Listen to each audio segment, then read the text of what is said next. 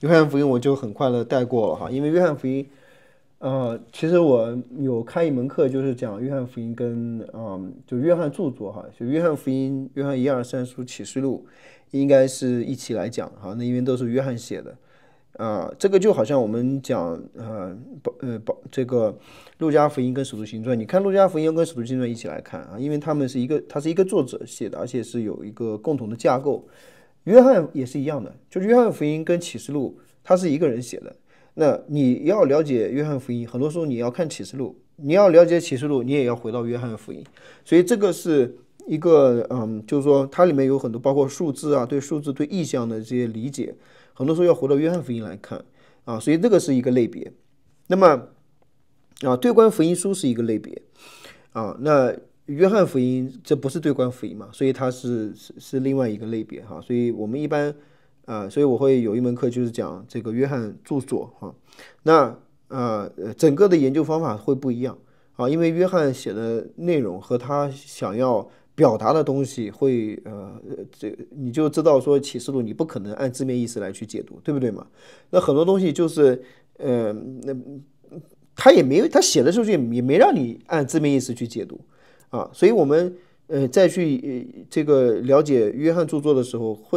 可能会用不同的这个方法论来去研究，就好像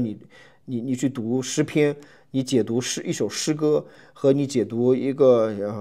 论文，那肯定是不一样的。对吧？那这个就要用不同的方法来去描述因为约翰所写的文体呢是比较独特的它的架构也是很独特那今天我们就没多少时间来讲哈我不说了嘛，我要花一门课的时间讲所以现在只有很短的时间，我们就简短的把它先大致过一遍有什么重点的内容我再跟大家提一提那约翰福音是约翰这是最后这个第1世纪末的时候写的他是可以说他写的时候，他一定看过马太、马可和路加，这是肯定的所以他为什么还要再写一本福音书呢？那他就是要从另外一个角度，或者说要补充一些更重要的其他福音书的作者没有写到的东西他可能是在以弗所写的，那这个就是西比泰的儿子约翰那他肯定是看过对观福音书，所以它里面很多的资料跟对观福音呢就是说有这个刻意的一些的对比或者是刻意的一些省略就是对观福音书里面提到他一般都不再提了。那他的强调背景呢，就是说他强调耶稣的神性这个也没有问题。约翰福音的结构呢很简单，你可以基本上把它分为2个大的部分，除了一个序言和一个结尾之外它就是中间2个大的部分，就是一本叫神迹之书就是这个神迹或叫记号signs就是神的记号。另外一个叫这个荣耀之书就是讲到耶稣如何得荣耀。那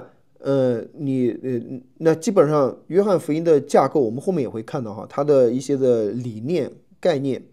都是非常独特的，它要表达了什么这个所以约翰福音是很难讲的，因为就像启示录一样，为什么他没有在对观福音书里面，就是因为他很多的这个记录的东西呢，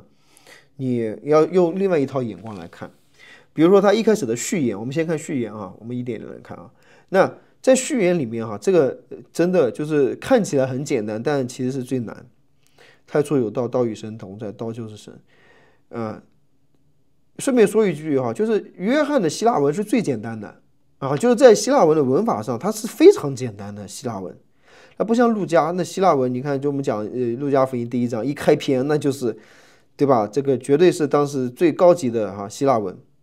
可是约翰他的希腊文非常简单，但是你想要完全的理解它是非常困难，对吧？太初有道，道与神同在，道就是神，就那么短短几个字，它里面蕴含多少道理呢？是吧？有多少人能够说就完全能够去理解呢？真的是不容易，对吧？这个我相信我都就不去解读了，大家就像这个道家一样，对吧？讲的道可道，非常道，很多时候就感觉好像是很简单的几个字，但是呢，它里面蕴含了很深的道理所以约翰的特点有一些跟这个中国的一些的古典的文献有一些类似的地方啊，所以很有意思。你看他在1节到18节里面提到的内容，基本上就是贯穿了整个约翰福音的内容。他提到了生命，提到了黑暗和光明啊，这是约翰的二元论啊。这个整个的约翰包括启示录，那非常强调这个二元论啊，就是正义和邪恶的一个征战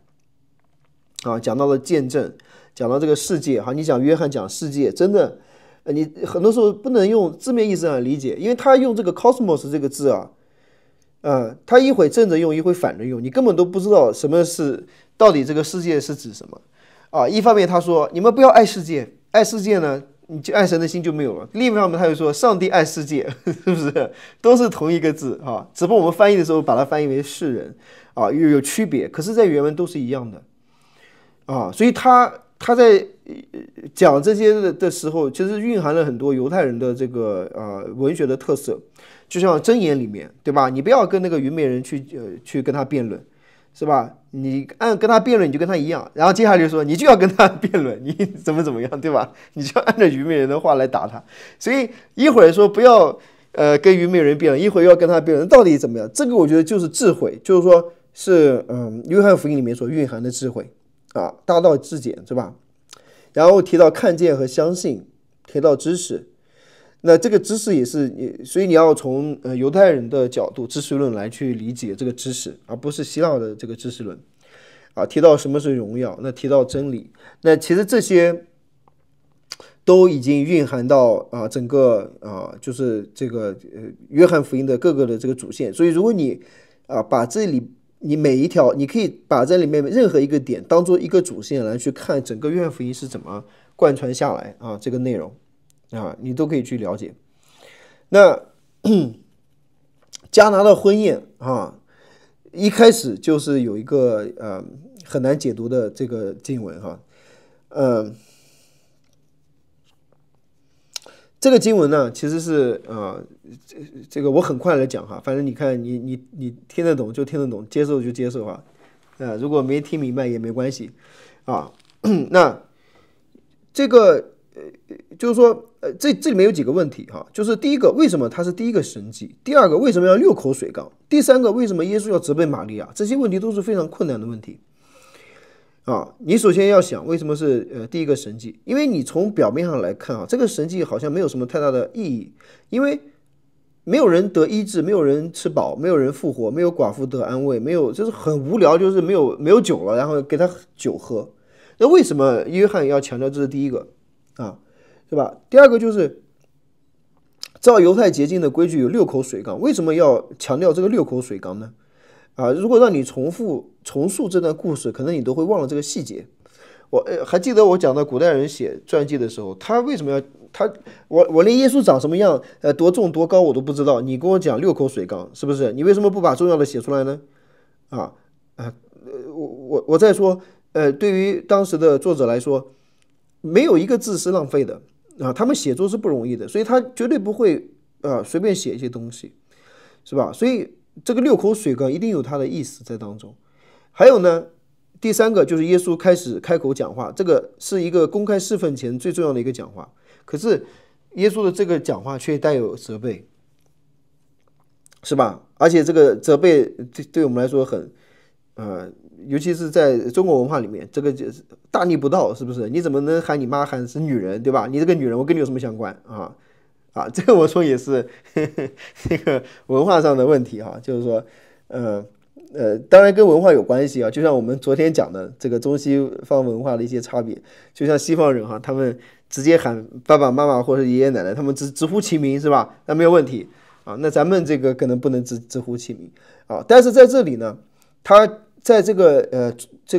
亚洲的文化当中，中亚的文化里面你是不能这样直接喊你的妈妈喊她是个女人，是吧？这不行的。所以我们中文是把它翻译比较婉转，说母亲，对吧？其实原文就是女人所以我们来想这第一个神迹那你还记不记得我之前有提过耶稣讲的这个他的饭食的事工，对吧？耶稣讲了就耶稣的事工里面很多都是跟吃饭相关的，包括喂饱5000人、喂饱4000人，去法利赛人家吃饭，最后的晚餐，复活之后还要给他们烤鱼，是吧？你看到整个这个饭食的事工对于耶稣很重要，因为在以赛亚书里面其实有提到犹太人被掳的时候，他们是受苦是饥饿的啊，就是登山宝训里面我们常讲的，对吧？这个饥饿的人啊，或者是这个邻里贫穷的人，对不对？那这种饥饿、这种受苦啊，他们就是在等待弥赛亚的到来。当弥赛亚来的时候呢，他们就可以得到饱足。而这个是用什么主题来讲的呢？就是用婚宴的主题啊。所以弥赛亚婚宴是弥赛亚来临的一个标志。这是讲到末世的时候都会讲到婚宴。所以你看到为什么第一个神迹是跟婚宴相关啊？那这个就是新郎跟新妇的主题。如果你到第3章接下来一章，你就看到施洗约翰说他是新郎的朋友啊。到第4章的时候，他跟撒玛利亚妇人谈道的时候，他就讲让他把他丈夫叫过来，也是跟婚姻相关的。所以这里面讲到这个神迹，这个婚宴的这个神迹，其实强调它是第一个，是跟弥赛亚的这个身份是相关的，这是一个。那还有就讲这个6口水缸，这个水缸在当时是干什么用的呢？是洁净用的，对吧？就是旧约的洁净礼仪。那为什么要加这一个呢？他其实要强调这个上下文，因为在第1章17节引言的时候，我们就看到说律法是借着摩西传的，恩典和真理是从基督来的。所以约翰一开始就做了这个对比，这就是他的二元论嘛，对吧？恩典跟律法。然后后面几章其实不断的在重现这个主题，就是旧的被新的取代，旧的圣殿被耶稣的身体取代，旧的水被新的活水取代，旧的这个皮囊不能装新酒，对不对？他不断的在对比啊，所以这里面的这种6口的水缸，这里面的水本来是洁净用的，是代表旧约的律法，现在主把它变成了酒，变成了新约的酒啊，所以这个被取代了啊，所以这也是一个很重要的一个对比。那同时呢，耶稣为什么要跟这个玛利亚说，妇人，你跟我有什么相干？那在这里他讲了一句很重要的话，他说我的时候还没有到。这才是关键，是不是？我的时候还没有到。那我的时候还没有到，那是在指什么啊？这个你就要看约翰在讲什么。约翰讲这句话不止一次啊。那在第7章30节的时候，他们要抓耶稣的时候，没有人下手，然后约翰说，因为他的时候还没有到。到第7章的时候没有到，对吧？然后继续你往后看，第8章耶稣在库房里教训人啊。那么这个但是却没有人拿他，因为他的时候还没有到，还没有啊。到第12章23节的时候啊，终于有个转机了。他说人子得荣耀的时候到了。所以这个时候到了哈，这个是一个很特别的一个词。所以这个荣耀是指什么呢？他得荣耀的时候是指什么啊？接下来就提到一粒麦子如果不落在地里死了啊，那这个明显就是提到基督的死，基督的受难，对吧？啊，所以你看2到12章整个7个神迹都记载完之后，他的时候得荣耀的时候还没有到。那他什么时候得荣耀的时候到了呢？其实我们大家都知道，那什么时候耶稣得荣耀呢？其实就在十字架上，对不对？所以你看到耶稣基督得荣耀的这个时候，就提到他这个时候得荣耀的时候是什么时候呢？是在十字架上的时候，才是真正的得荣耀的时候。这个时候这个词其实在约翰福音是个非常重要的主题，你们都知道这个 Kairos， 对不对？是非常重要的一个主题。那这个回到第2章就很有意思，耶稣责备玛利亚说我的时候还没有到。为什么他要这样说？因为玛利亚知道耶稣的身份，耶稣从来没有行过神迹，而在迦南的婚宴当中酒用尽了，而且可能这个就是玛利亚她的这个亲戚所办的婚礼，所以她在当时有这个张罗在前后要去忙碌，所以她在关注着，还没有酒了那这个时候大家都在这里，那怎么样呢？那玛利亚其实她为什么不去找新郎或者找其他人去管酒的去有管家，对吧？她来找耶稣干什么？她其实就是希望耶稣在这个时候如果能有神迹的话可以展现出他的荣耀，是吧？那你一直隐藏你的身份，一个神迹都没有试探过，而是这个展现出来过，那么我们怎么知道你是基督呢？但是你发现耶稣受试探的时候就是这样的一个意思就是让他展现他的荣耀嘛，对吧？撒旦就让耶稣离开十字架得到荣耀而耶稣的荣耀其实就是必须是在十字架上死才能展现出这个神真正的荣耀所以耶稣为什么责备他，就是让他知道说，他得荣耀的时候，他的时候是在十字架的那个时候才是真正的时候，而不是说我现在趁着人多，我行个神迹就可以就怎么样所以约翰一上来就是把基督的这个身份和他的神性，还有他要成就的这个救恩都是联系到一起所以这个约翰他在记录的时候，他更多是把人引到对基督的这个弥赛亚的身份上来看就神性上来看所以这个是这样那还有一些问题呢这个我没有太多时间来讲但是简单提一下一个是洁净圣殿2次，有的学者认为是2次，有的学者认为是1次。那是因为耶稣一上来就洁净圣殿，而其他的福音书呢都是讲耶稣在他最后的时候他去过逾越节才洁净圣殿。那为什么如果只有1次的话为什么这个约翰要把这个事件提到最前面？因为他要强调的是这个刚才我讲了嘛，对吧？新的代替旧的嘛，这个圣殿要被取代，被神的身体基督的身体来取代所以这个才是他不断在对比旧约跟新约这个律法跟恩典的关系。所以约翰在记录的时候不是按照时间顺序记录，他是按照神学的主题、神学的发展来去记录。所以他一开始就是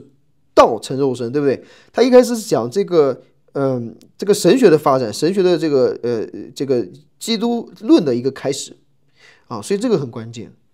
那关于尼哥底母第3章和第4章撒玛利亚妇人谈到这个，大家经文都很熟了我就不提了。那还有就是在整个约翰著作里面，它有一个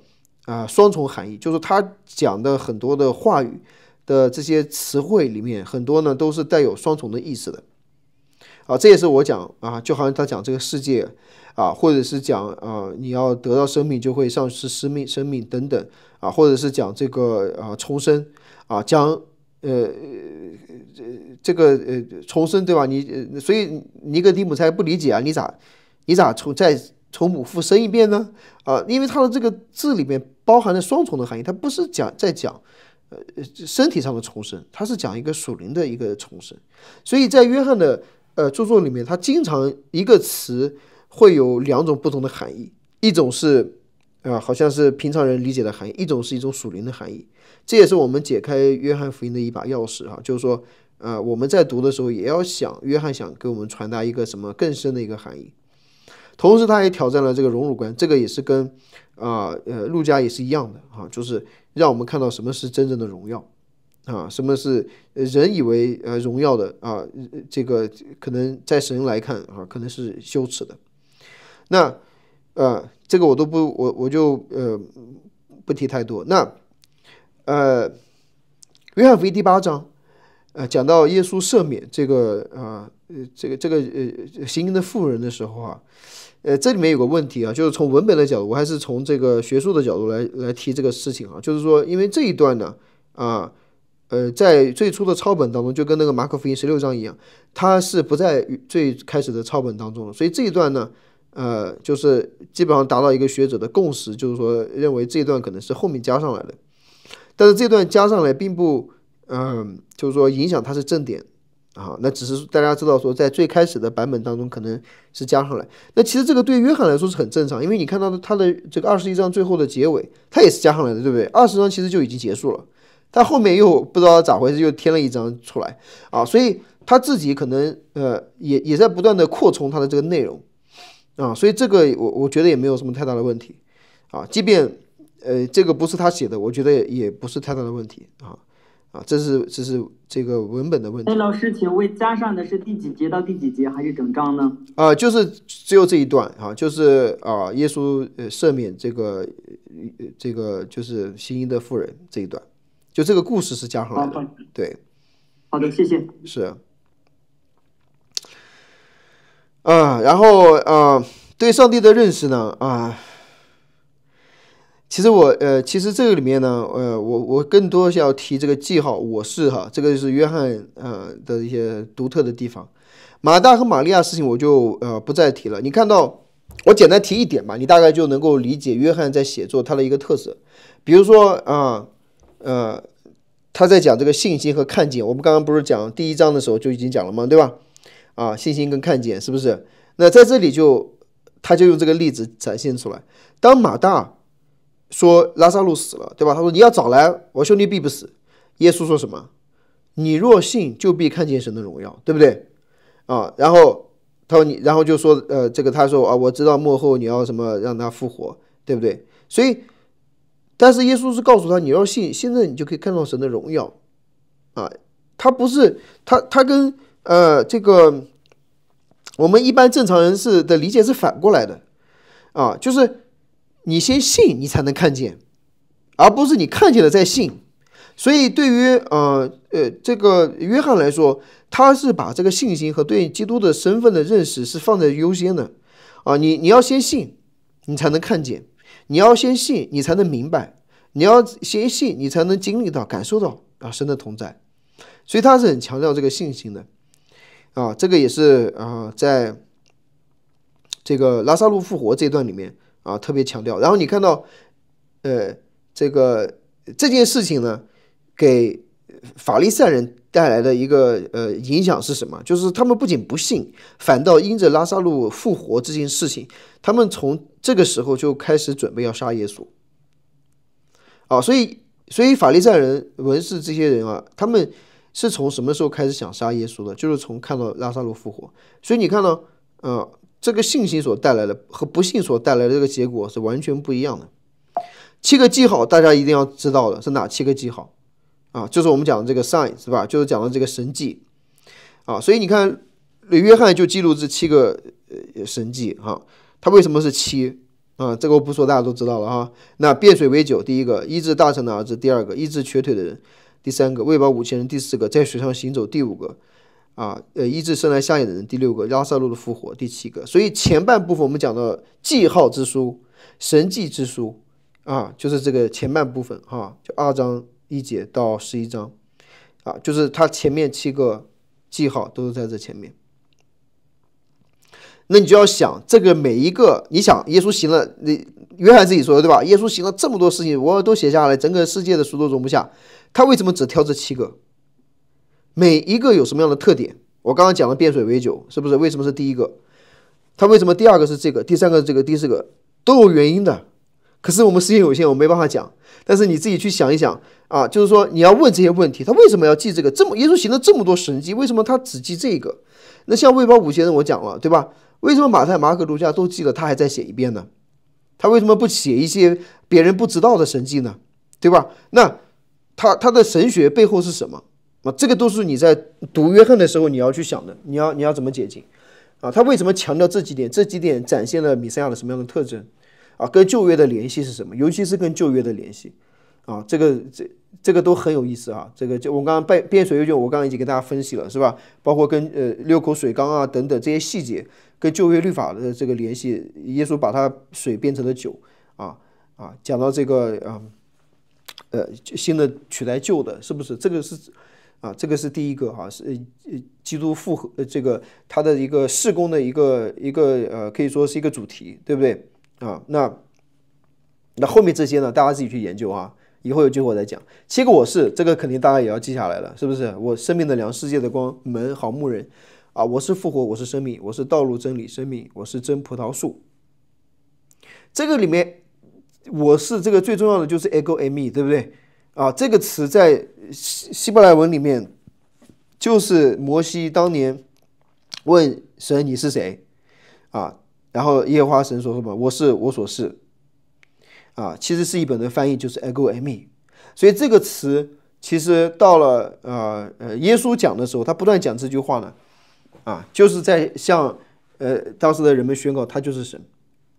所以这个是一个专有的词，是只有神才可以这样说的，你一般人不能这样说所以这是7个我是那这个我也都不细讲了你要进去讲，你能讲很多东西。那另外还有7个我是呢，是没有这个叫什么这个宾语的，就是说他没有一个说我是什么，前面这个都是我是生命的粮，我是世界的光，对吧？另外7个就是 ego eimi， 就是我是，他没有后面这个。那比如说耶稣说这和你说话的就是他这是一个耶稣说对他们说是我，不要怕我把这些都拿出来。还有呢，耶稣说你们死在罪过当中，不信我必死。还有耶稣说你们举起人子必知道我是基督，这个原文他是没有这个基督的，就是必知道我是。还有耶稣说我实在告诉你们，还没有亚伯拉罕就有了我这也是 before Abraham was I am， 就是 ego eimi。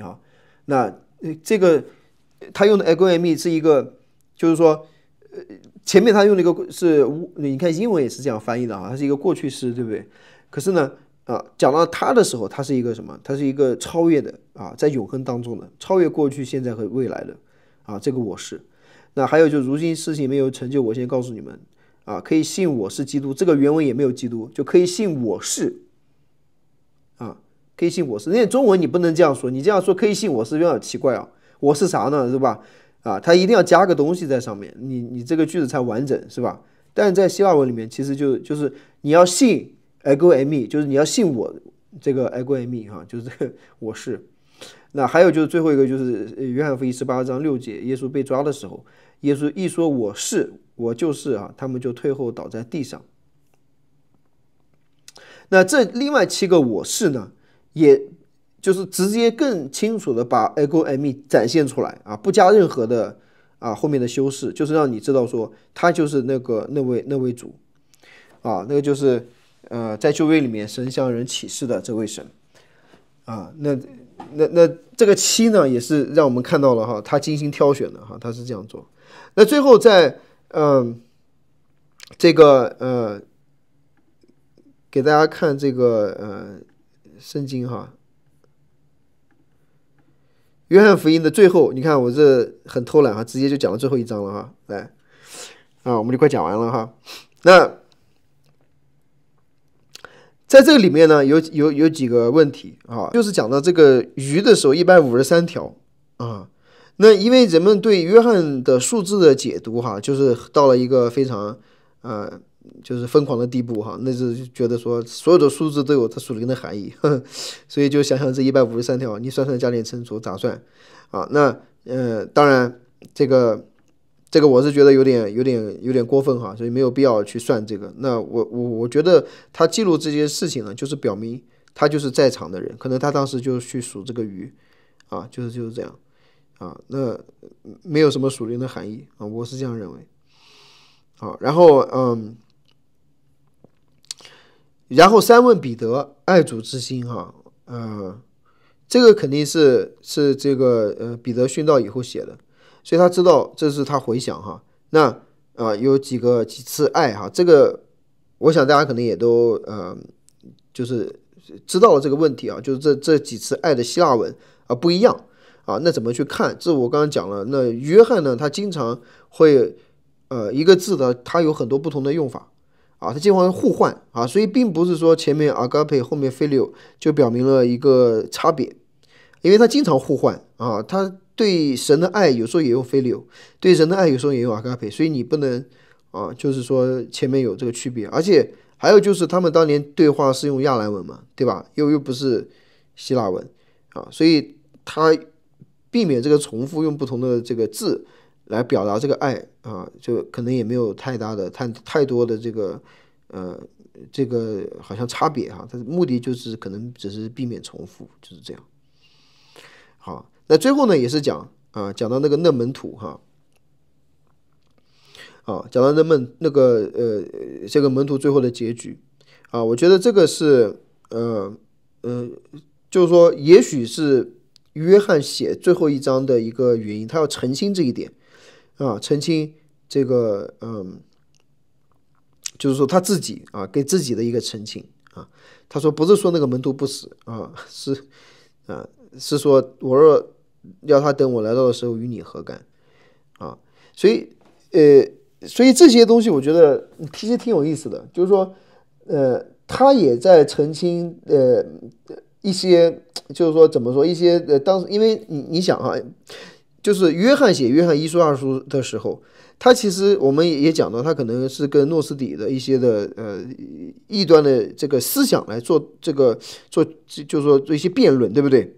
所以你其实发现约翰他在写约翰福音，包括一二三书和启示录的时候，他有点护教的感觉，他有一点就是说不仅是澄清他自己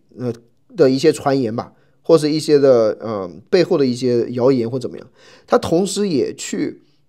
作为最后的一个使徒，他其实是希望能够让他所流传下来的这个福音是一个正统的福音不要因为任何人，包括他自己而使人就是对福音产生误解所以我觉得这个是挺有意思的就是说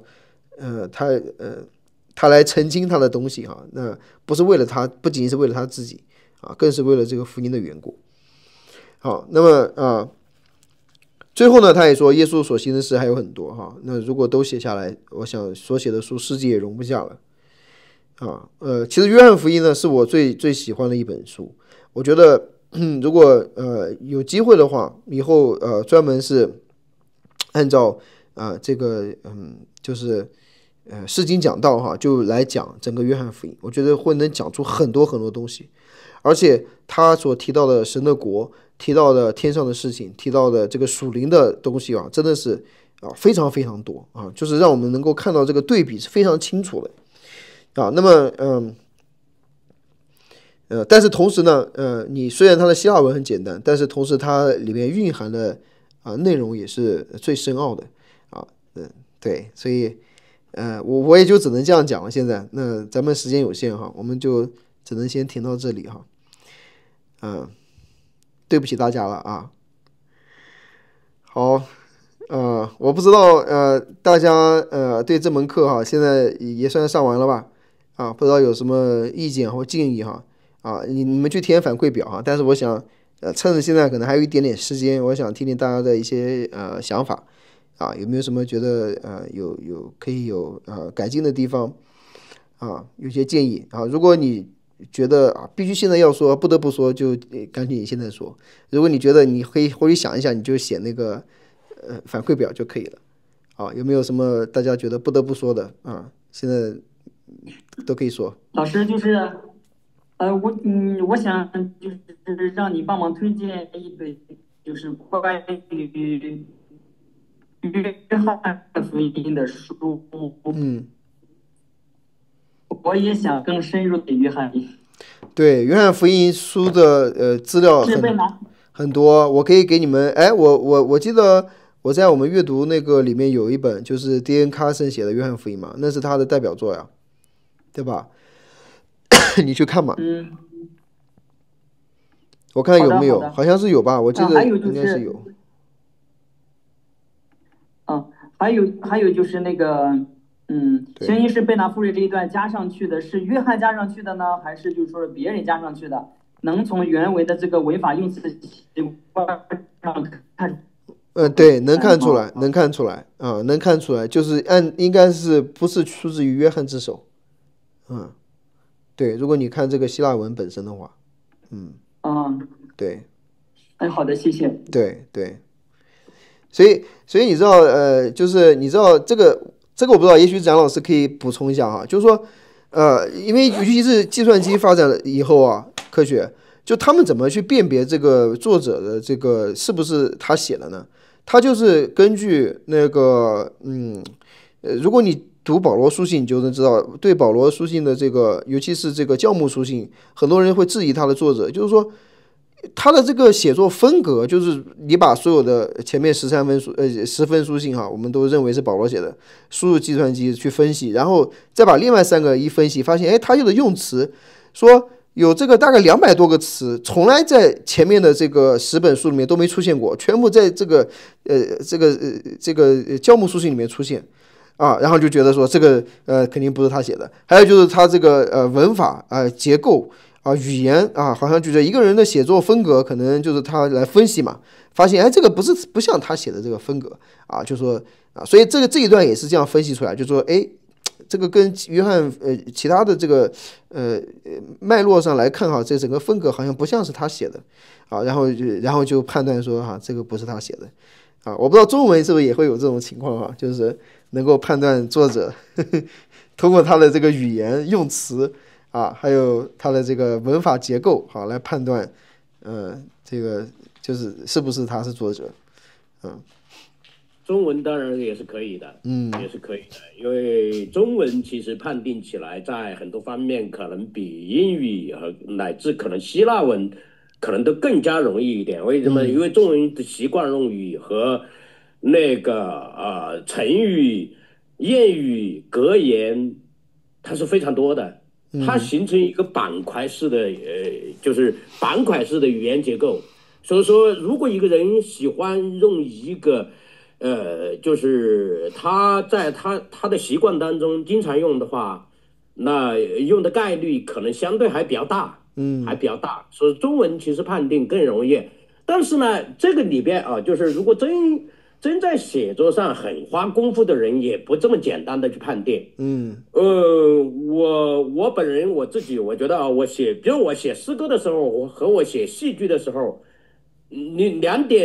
者你要去进行判定是很难的，是不是同一个人？对，是吧？就我写论文和我写小说的时候，那是很不同的。就是文体，其实最重要的是你必须要跨文体对比，一个是文体本身对比。打个比方说，你要判定是不是他写的，那你要多看他的论文。如果你判定他的论文是不是他写的，对不对？同样的，你要判定说这小说是不是他写的，你要看他讲故事的那种叙述模式，是吧？那你不能仅仅从论文说哦，我判定他那个小说不是他写的，对，那个两回事。我认为文体是影响一个人写作的方式和用语非常非常重要的。对，就是同样还有最重要一点就是写作目的，写作目的。但这个时代啊，就是我们知道英美新批评过后，就是那种就是所谓的作者悬置起来啊，搁置起来，把作者就是推出去，是吧？对，就是作品本身独立出来，这样一种方式，就是其实在本质意义上讲啊，对写作目的的这样一个就是相对说来比较服饰，其实。这样带来了很大的后果，就是现在很多人判定他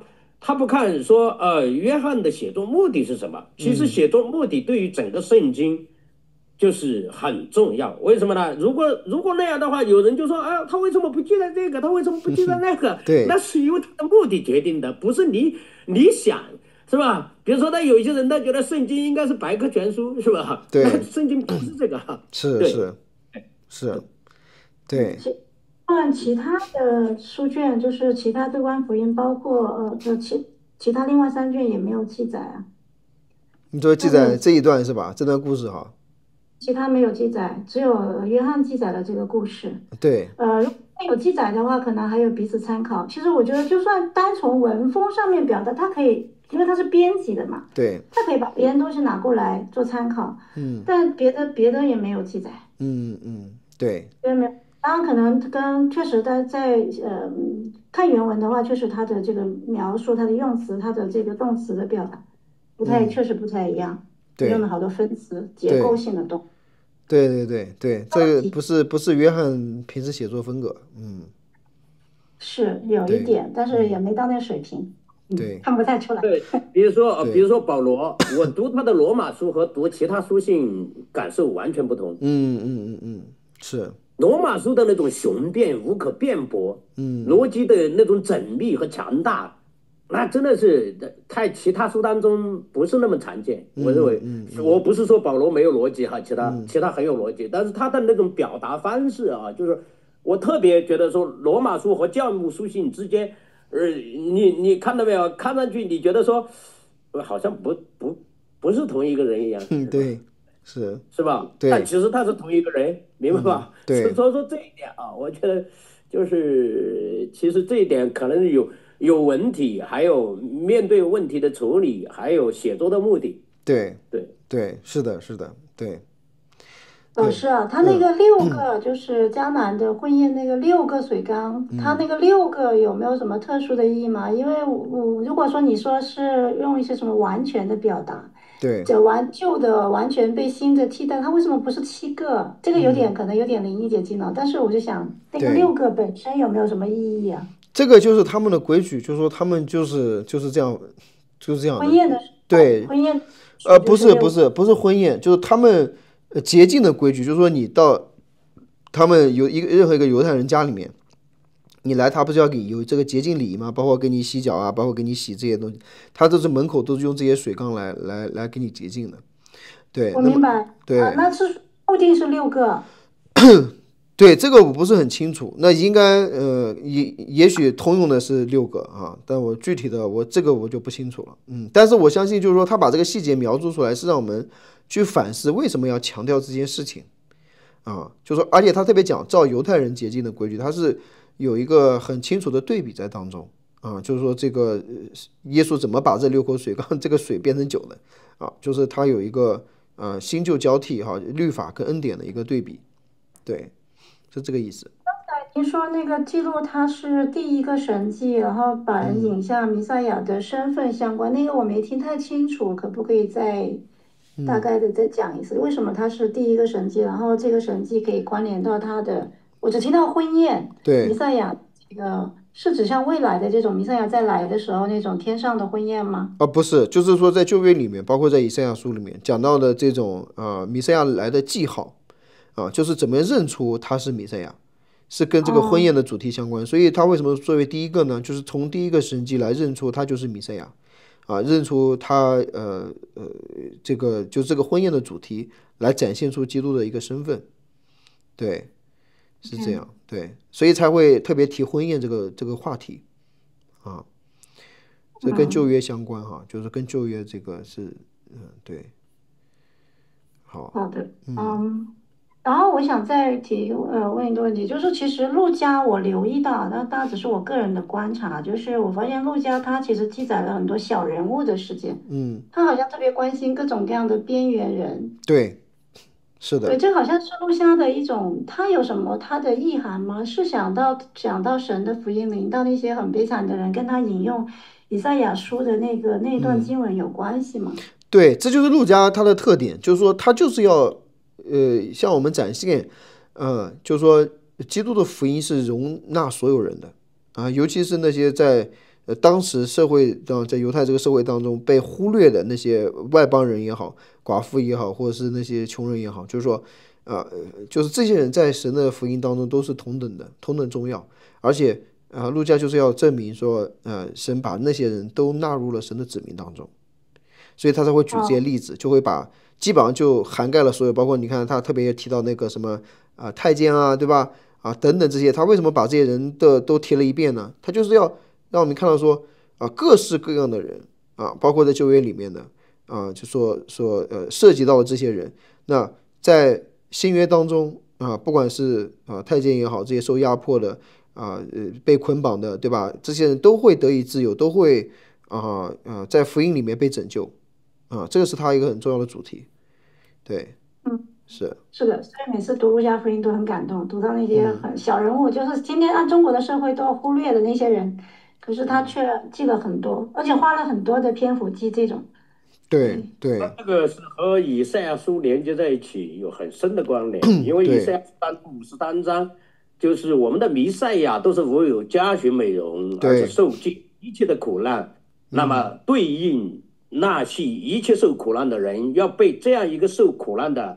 弥赛亚来代替他们的罪，所以说这个其实这里边就是一个神学的主题。然后呢，另外也其实也是颠倒这个世界，这个世界是一个势利的世界，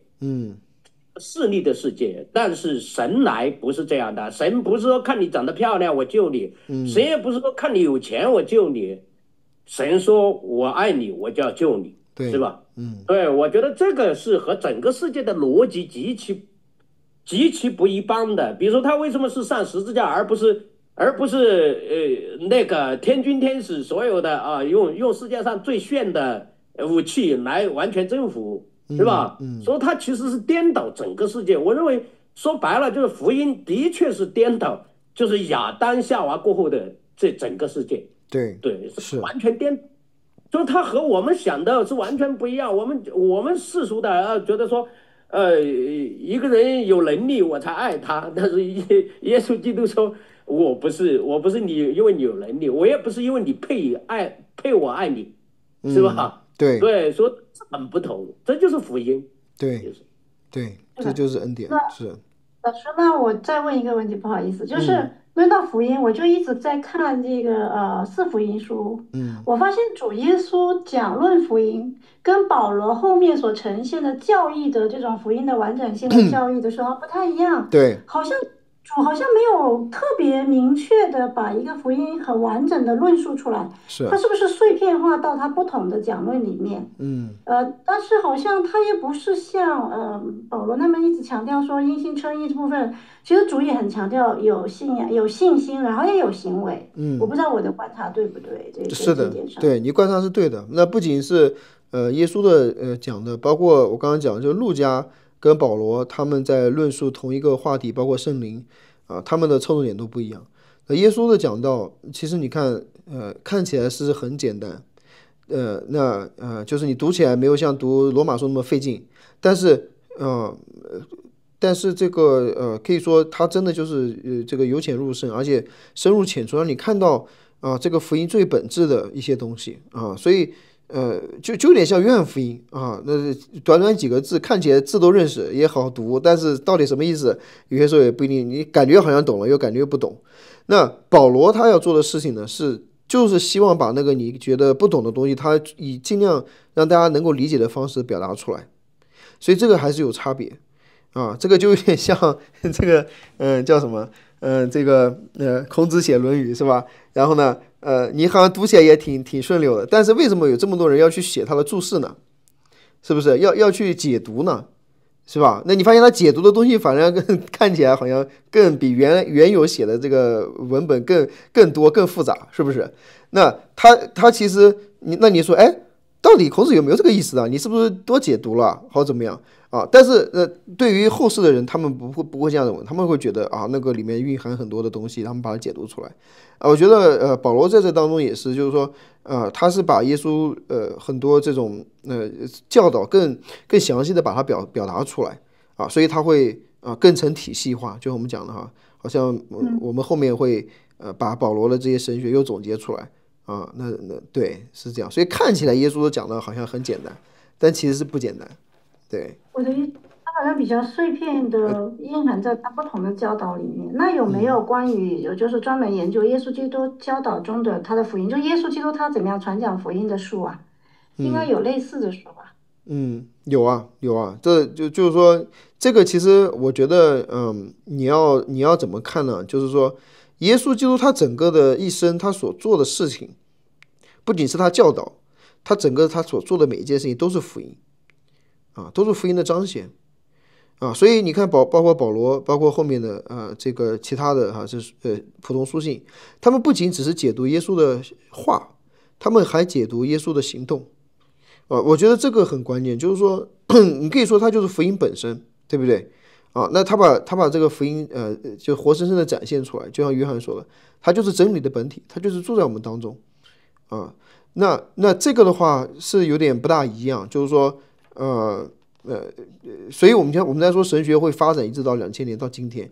我们其实都是以这个房角石为根基，然后不断的扩建，就是这样。对，所以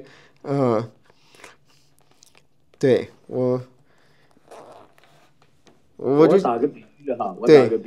当时听说福音书是福音书，就相当于比如说你要读中国的古文是吧？你读中国的古文，你当然那是原文，但是你现在读不懂，你要通过人的解释。对，就是保罗他们是解释，其实对，就是在这个意义上讲，我觉得是福音书的奠基性，那当然是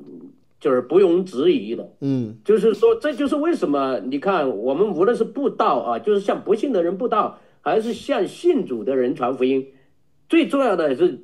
你经常讲耶稣是谁，耶稣做了什么，是吧？就是用四福音书反复的讲，是吧？一辈子可能讲福音书的时间可能比讲其他的都要多。我觉得这是就是再用一个比喻来讲，就像那个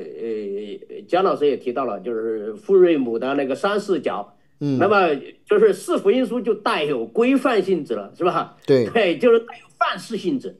然后保罗书信也好，其他书信也好，他对这个范式的一个解释，对，我认为是，OK，是这样的，对。